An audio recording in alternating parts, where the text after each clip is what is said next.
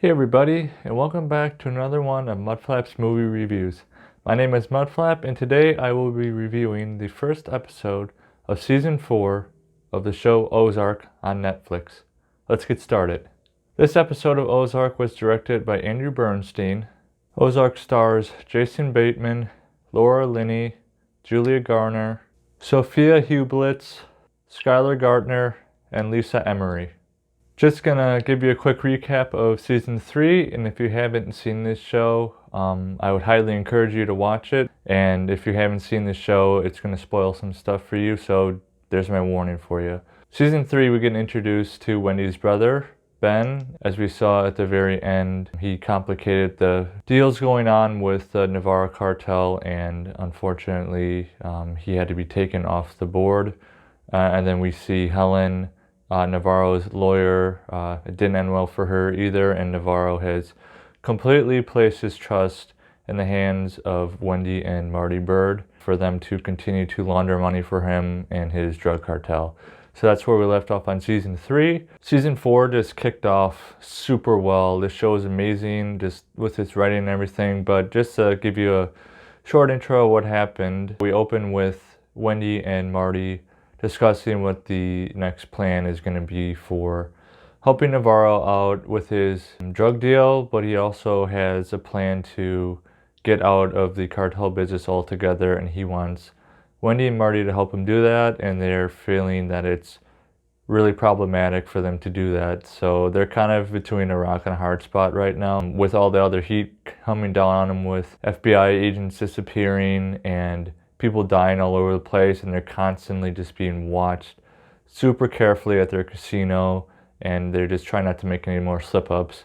This episode just kicks off with just a lot of suspense, a lot of wondering what's next for the Bird family. Ruth is no longer working for them. That's another thing that happened at the end of Season 3. She stopped working for them after everything what happened with Ben. She's going on her own and trying to work with Wyatt and Darlene and be a part of their business, which is heroin. But so far, it's not going super successful for her right now. Another thing I liked about episode 1 was we got to see a side of Jonah that we haven't seen before. I like what they're deciding to do with him. For most of the past seasons, Jonah's been there as a character, and we get to see him do some stuff, but he hasn't really had a huge role in the Bird family and all the drug stuff. He kind of just is distant. He wants to do his own thing.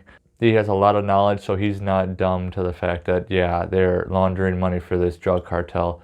But this episode, I just love what they're doing with Jonah's character. His family thinks that he should grow up and just stop trying to mess everything up, but I think Jonah's well within his rights to maybe go on his own. I have a bad feeling this could go really bad for Jonah if he doesn't, stop doing this. He may be acting out. His parents think he's just being extremely foolish with his decision, especially Wendy. But of course he knows that, she's responsible for a lot of this mess, and he's just had enough. So I'm excited to see what they do with Jonah's character.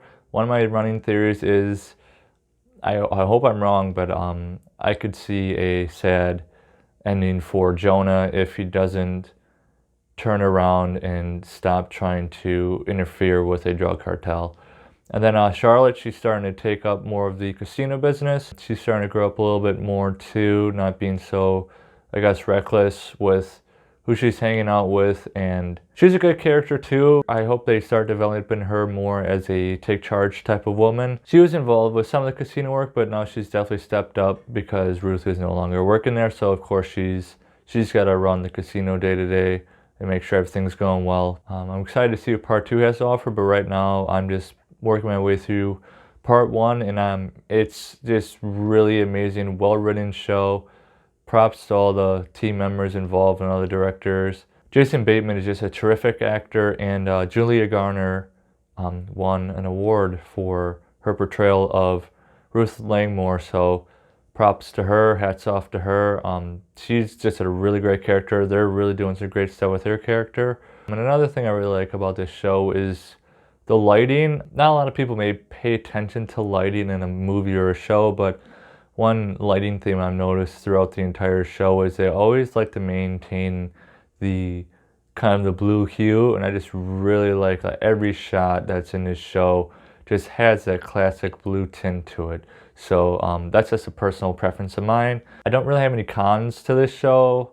I'm just hoping that they just don't run out of material and start being lazy or just not any good plots. I don't think they will. That's the only thing I'm nervous about. No cons so far. The pros, listed a bunch of them.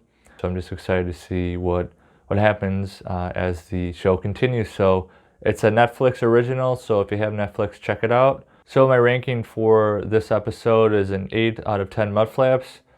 Just super well written, great plot, lots of character development going on, and I'm hoping for more of that and some good character arcs as well. Before you go, drop in the comments below which season of Ozark has been your favorite so far. Remember to hit that like button, hit that subscribe button, ring that bell, and I'll see you next time.